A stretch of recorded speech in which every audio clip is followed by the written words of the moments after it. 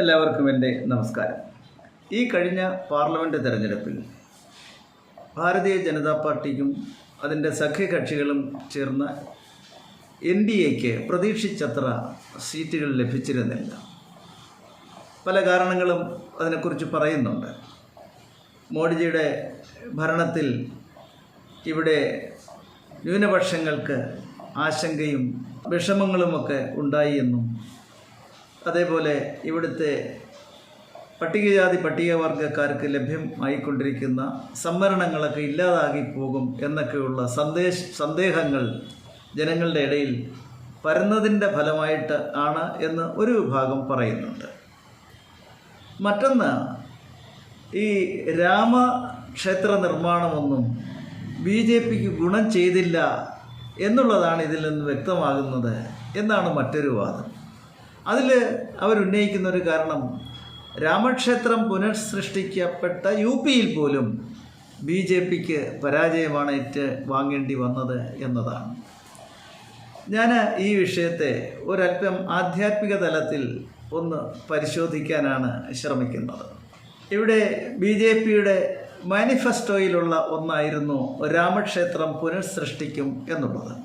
ഭരണം നടത്തുന്നതിൻ്റെ ഇടയിൽ അതിൻ്റെ എല്ലാവിധ പ്രശ്നങ്ങളിലും ഇടപെട്ടുകൊണ്ട് മോഡിജിയും അദ്ദേഹത്തിൻ്റെ സഹപ്രവർത്തകരും പ്രവർത്തിക്കുന്നതിൻ്റെ ഇടയിലും രാമക്ഷേത്ര നിർമ്മാണം ഉപേക്ഷിച്ചിട്ടില്ല എന്നുള്ളതാണ്. മോഡിജിയുടെ 2 ടേമിലെ ഭരണത്തിൽ ഭാരതത്തിന് അത്യധികമായ ഉന്നതിയും പ്രശസ്തിയും ലഭ്യമായി എന്നുള്ളതും വസ്തുതയാണ്. എന്നിട്ട് പോലും എന്തേ ഇത് സംഭവിച്ചത് എന്നുള്ളതാണ്. ഇപ്പോൾ എൻ്റെ ഒരു അഭിപ്രായം, രാമഭക്തന്മാർക്ക് അവരുടെ ലക്ഷ്യപ്രാപ്തിക്ക് ഉള്ള പരിശ്രമങ്ങൾ നടത്തുമ്പോൾ ചില പ്രതിസന്ധികളും തടസ്സങ്ങളും ഒക്കെ നേരിടും എന്നുള്ളതാണ്. അത് അവരെ പരീക്ഷിക്കുകയാണ്, അവരെ ലക്ഷ്യപ്രാപ്തിയിലേക്ക് കൂടുതൽ അടുപ്പിക്കുന്നതിന് വേണ്ടിയുള്ളതാണ് എന്നുള്ളതാണ് ഞാൻ വിശ്വസിക്കുന്നത്. ഉദാഹരണമായിട്ട് നമ്മൾ ദശരഥൻ, രാമൻ്റെ പിതാവും, അദ്ദേഹത്തിന് പുത്രന്മാരില്ലായിരുന്നു. യാഗം നടത്തിയാണ് 4 സന്താനങ്ങളെ അദ്ദേഹത്തിന് ലഭിച്ചു. മൂത്ത പുത്രനായ രാമൻ വളരെ വാത്സല്യത്തോടു കൂടിയും സ്നേഹത്തോടു കൂടിയും ദശരഥൻ മക്കളെ വളർത്തിക്കൊണ്ടുവന്നു. രാമന് രാജ്യഭാരമേൽപ്പിക്കുന്ന ദിവസവും എത്തി. പക്ഷേ അതിൻ്റെ തലേ ദിവസം മറ്റ് കൈകേയിയുടെ ചില അവകാശവാദങ്ങളുടെ മുൻപിൽ മുട്ടുമടക്കേണ്ടി വന്ന് ദശരഥന് രാമനെ വനവാസത്തിന് വിടേണ്ട സ്ഥിതി വന്നു. ദശരഥൻ വളരെയേറെ ദുഃഖിതനായി. പക്ഷേ ഈ ദുഃഖം അദ്ദേഹത്തിൻ്റെ ഒരു നന്മയിലേക്കാണ് നയിച്ചതെന്ന് നമുക്ക് കാണാൻ സാധിക്കുന്നു.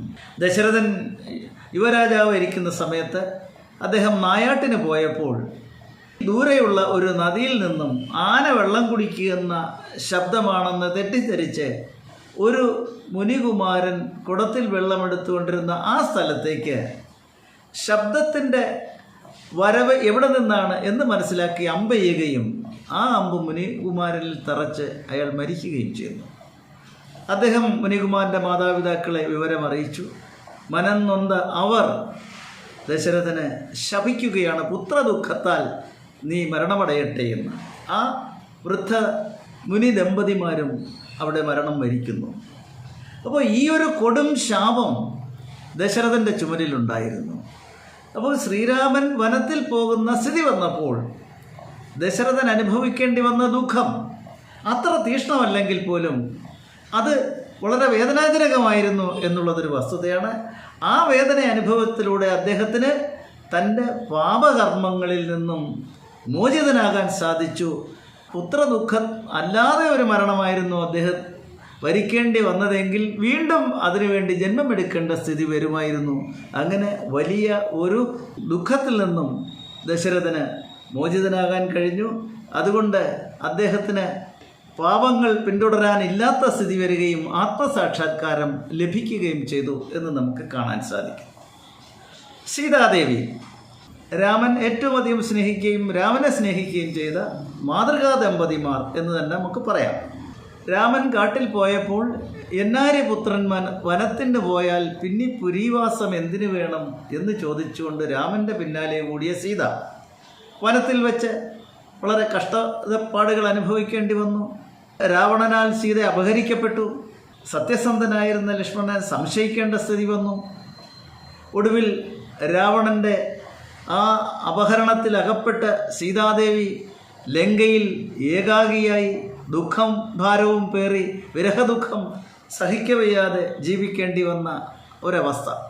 വളരെ ദുരിതപൂർണവും ദുരന്തപൂർണമായ ഒരവസ്ഥ സീതയ്ക്കും. പക്ഷേ രാമൻ അവിടെ എത്തുന്നു, സീതയെ മോചിപ്പിക്കുന്നു, സീതയെ അയോധ്യയിൽ എത്തിക്കുന്നു. പക്ഷേ അവിടെ വെച്ച് രാമൻ സീതയെ യാതൊരു കളങ്കവും പറ്റിയിട്ടില്ല എന്ന് സമൂഹത്തെ ജനങ്ങളെ ബോധ്യപ്പെടുത്തുന്നതിന് വേണ്ടി ഒരു അഗ്നി പരീക്ഷ അവിടെ നടത്തുന്നു. സീതാദേവി അതിൽ പൂർണ്ണമായും വിജയിച്ചുകൊണ്ട് അഗ്നിശുദ്ധി നേടി സീത പുറത്തു വരുന്നു. പക്ഷേ എന്നിട്ടും സീത പരിത്യജിക്കപ്പെടുന്നു. ഇവിടെ നമ്മൾ മനസ്സിലാക്കേണ്ടത് സീത എന്ന് പറയുന്നത് ലക്ഷ്മി ദേവിയുടെ അവതാരമാണ്. ആ ലക്ഷ്മി ദേവി മഹാവിഷ്ണുവിൻ്റെ അവതാരമായ രാമനോടൊപ്പമാണ് ജീവിച്ചത്.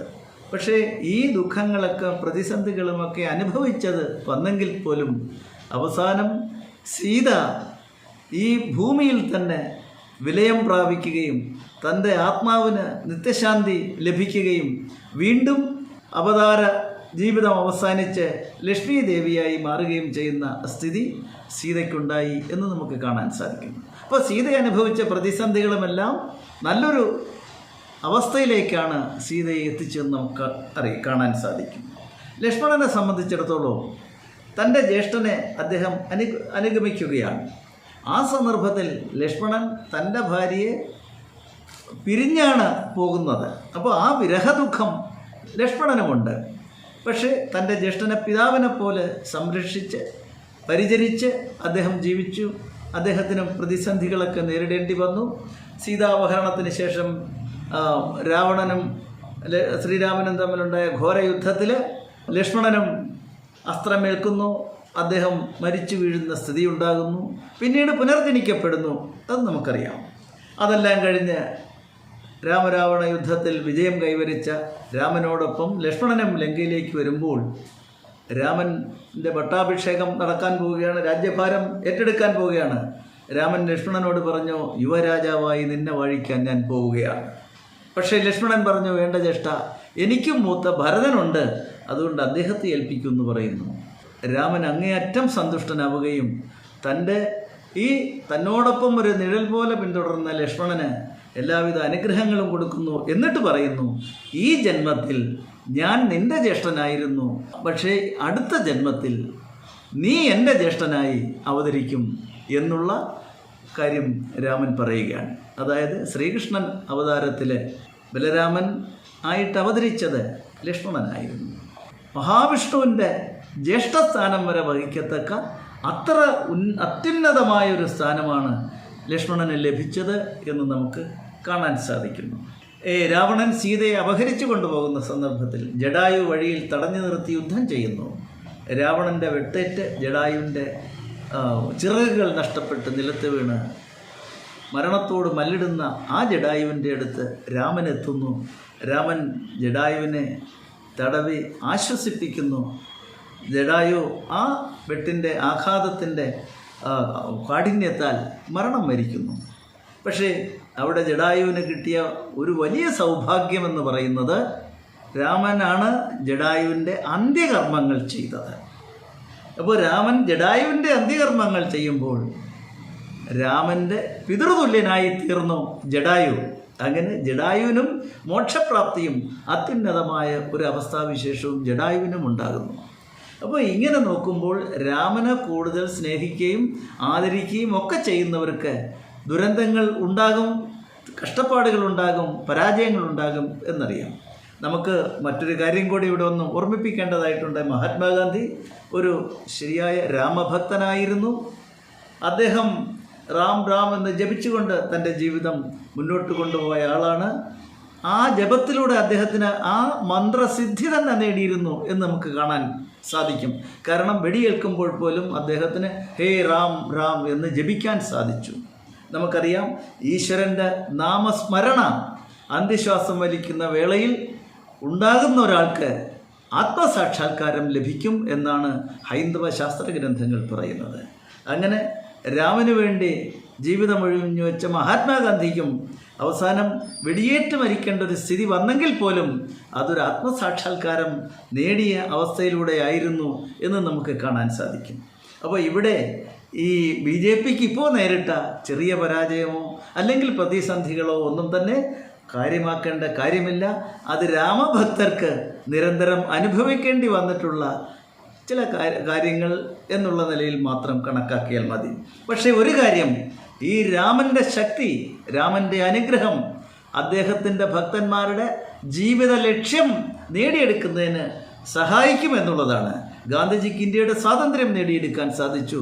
ഒരുപക്ഷെ ആ തരത്തിലുള്ള ഒരു അന്ത്യമല്ലായിരുന്നുവെങ്കിൽ ഗാന്ധിജി ഇത്രയധികം ലോകപ്രശസ്തനാകുമായിരുന്നില്ല. ഒരുപക്ഷെ ഗാന്ധിജി ഇന്ത്യയുടെ രാഷ്ട്രപിതാവുമാകുമായിരുന്നില്ല. അപ്പോൾ അത്രമാത്രം ഒരു ഔന്നത്യത്തിലേക്ക് ഗാന്ധിജി എത്തിച്ചതും രാമഭക്തിയാണ്.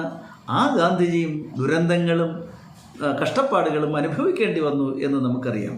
അപ്പോൾ ഇവിടെ ഈ ഒരു ചെറിയ സെറ്റ് ബാക്ക് അതൊരിക്കലും BJPയുടെ ഭരണത്തിനോ ഈ രാഷ്ട്രത്തിൻ്റെ ഔന്നത്യത്തിനോ ഒരു തടസ്സമാകില്ല. BJPയുടെ ഭരണത്തിൽ, BJP ഉൾപ്പെടുന്ന NDAയുടെ ഭരണത്തിൽ ഈ രാജ്യം ഉന്നതിയിലേക്ക് കുതിച്ചുകൊണ്ടിരിക്കും. മോഡിയുടെയും സഹപ്രവർത്തകരുടെയും ലക്ഷ്യം പരിപൂർണമായും സാക്ഷാത്കരിക്കും. ഇന്ത്യ ലോകരാഷ്ട്രങ്ങളുടെ നിടയിൽ 1-ാം സ്ഥാനം നേടുക തന്നെ ചെയ്യും. സർവൈശ്വര്യപൂർണമായ രാഷ്ട്രമായി ഭാരതം മാറുക തന്നെ ചെയ്യും എന്ന് നമുക്ക് ആശ്വസിക്കാം.